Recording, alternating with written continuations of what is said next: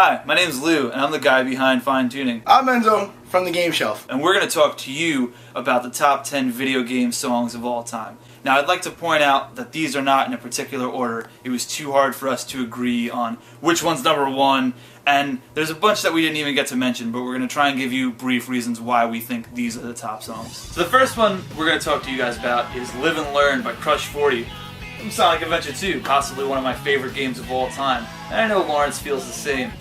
But there's really no way to describe how awesome that song makes you feel when you're playing through in the last boss and you're Super Sonic and Super Shadow or Hyper Shadow, whichever one you want to say, because I know people on YouTube and stuff will freak out and be like, it's not Hyper, it's Super. It doesn't matter. The point is that that is the song to be played on the last boss fight, saving the planet. It has energy, it's epic, and really, there's no better way to describe the ending of that game. And we're going to choose to not do any spoilers in this because I think it's unfair to people who've never played this game. But just know, Crush 40 is a great band, Sonic is a great series, and this is arguably one of the last good Sonic games out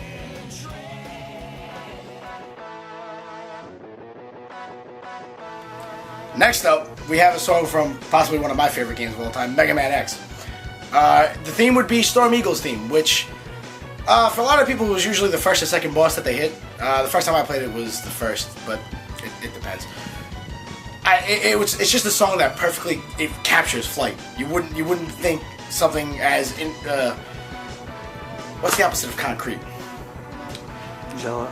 Jello. Well, something as non-concrete as Abstract. There you go. Something as abstract as the act of flight will be able to be captured in notes. But as soon as you start the level and it hits, you feel like you're in the sky, like you're in a futuristic airport in the year, towards 2100, which is not that far off anymore. But short and sweet, it captures what an eagle is supposed to do. Fly and fly fast.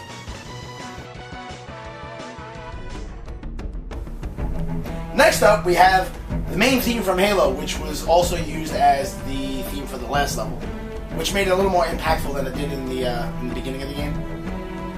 Without giving away too many spoilers, it's basically the end of an 80s action movie. You're driving away, explosions behind you, shit's getting real. And when the world is ending around you, there's no greater feeling than hearing that orchestra hit as soon as you start flying through the air in a freaking Jeep. I can't think of anything else to say but epic. That's the one time epic is meant to be used. Master Chief created the word. Now, Skyrim is the next one on our list, and the main theme, the Song of the Dragonborn, is pretty amazing.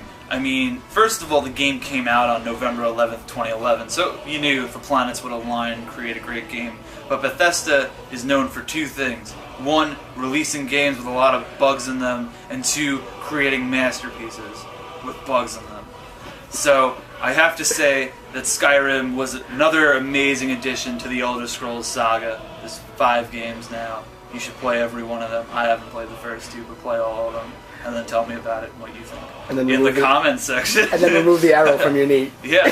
But before the game even came out, people heard the song, which ironically was actually in the dragon language that they created. And a bunch of people covered it. And there was this one girl named Maluka that covered it and became like YouTube famous because of it. But it really is a crazy song. And I don't know what it means because it's in dragon talk. But it's a good song. Next up, we have Super Mario Sunshine, mainly the Isle Delfino theme.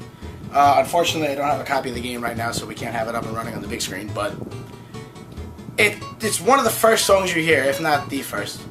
As soon as you step foot on Isle Delfino, you feel like you're on vacation. You feel like you're in the Bahamas or someplace.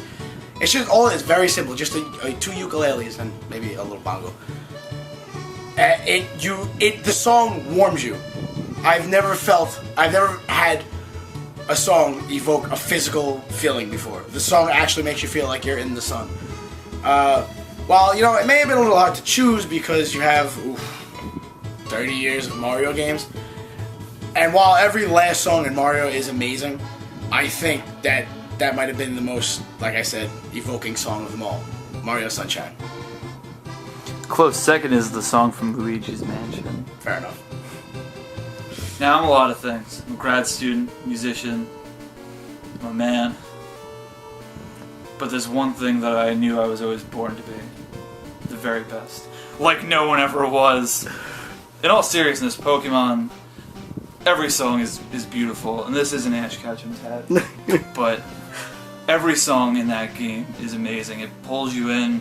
The universe is like slightly whimsical. I mean, obviously, you know, little creature things, but the main song from Red and Blue version was probably the coolest fight song ever, arguably. Don't hate me for saying that, because Final Fantasy VII had a good one too, but we'll get to that later.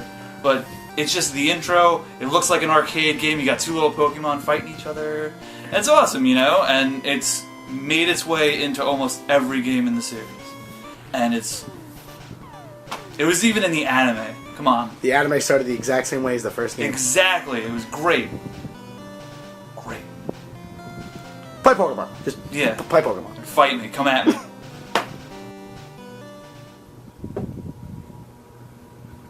Up next is quite possibly one of my favorite songs of all time. The theme to The Legend of Zelda, A Link to the Past. Now, while you may think that it's not very important at all, it's actually been in just about every Zelda game imaginable. And if you don't believe us, here's a little snippet.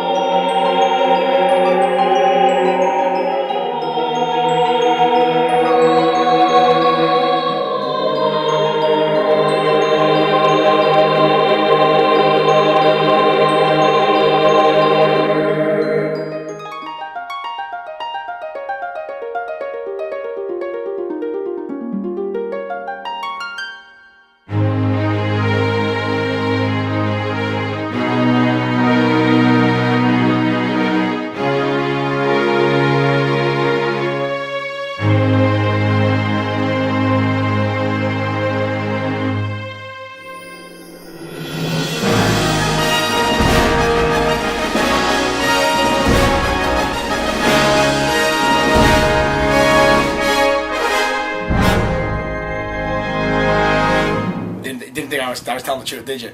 You didn't think so? Nah. You ever heard the expression, real men wear pink? I have. So have I. You know what makes you even manlier than wearing pink? Being pink. That's right, I'm talking about Kirby.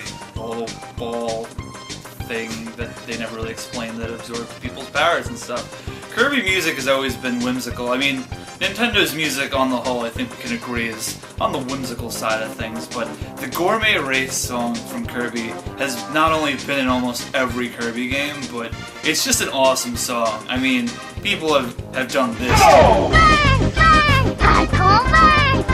Yeah. And this. This is why I'm hot. This is why I'm hot. This is why. Yeah. That happened. That did happen. So, I hope you understand why Kirby made it onto our out-of-order top 10 list. You already know where I'm going with this. When you think of evil, when you think of Satan, the devil himself, the most evil being to ever exist in the history of history, what do you think of? Sarah Palin. No, you think of this man. And what else do you think of? The music that follows wherever he walks. The first time you hear this, I believe, is in the cutscene where he burns down Nibelheim. Am I correct about that, or is that the other one, this one with the bell? Yeah, that's the bell. When's the first time you hear it? I think the first time you hear it is when you fight him. No. I'm pretty sure. You hear it before that. When you get into that final battle with Seifer Sephiroth, that song actually makes you soil yourself. I'll be the first to admit it. The battle started and I dropped the controller and ran through it. Oh, I was like 8. Yeah, no, I was scared. It was like last week. There was a guy on my screen whose legs were a cloud and whose one arm was like this giant freaking wing thing, and he can destroy the universe multiple times. Who else do you know who can destroy the universe more than once? When you have somebody like that, He destroyed it and rebuilt it to destroy it again. With Supernova. When that battle starts and you hear that music, you get this deep fear in inside you. That you're actually battling the greatest evil to ever exist. I think that's one of the reasons why Final Fantasy itself has done so well. Well, you know, the story is... A lot of people, which I can understand why they say the story is average.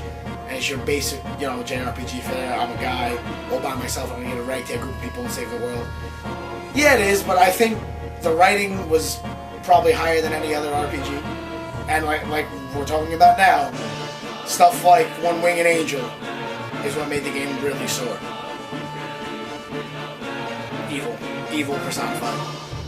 So there's a game that used to be very close to my heart. It's called Kingdom Hearts. Ironically, just piece that together as I was saying. Interesting. At any rate, it was a beautiful game. The first and the second one were really great games. And then I don't know what happened. There's been 1,000 more that were just terrible. But at any rate, the game had a really great soundtrack. I mean, it was Square and Disney together. How could you produce something bad? I don't know. Play the last 3 games and you'll answer that question. But at any rate, simple and clean. Great song. It's a little too poppy for me and I still like it. It's almost as dirty of a pleasure as Call Me Maybe is to me. I see that face you're making over there. I love Carly, right? But no, seriously, the song, there's 2 versions of it. The beginning of the game is like a fast-paced one because nothing sad happened yet. And then the ending is a slow version and it's just like, man, it hits home and it's a great piece of music. And I think it's the only way to finish our top 10 list. Thanks for tuning in, and be sure to check out Fine Tuning and Enzo's blog, The Game Shelf, on WordPress.com. And while you're at it, if you like us talking about video games, check out 2 Guys in a Game on YouTube, where we play games together and freak out.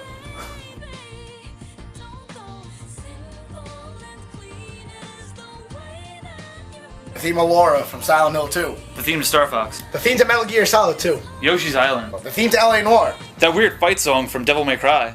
KK song. That funny rap song from Dead Island. That game sucked. The theme song to Vice City. The theme to Donkey Kong Country.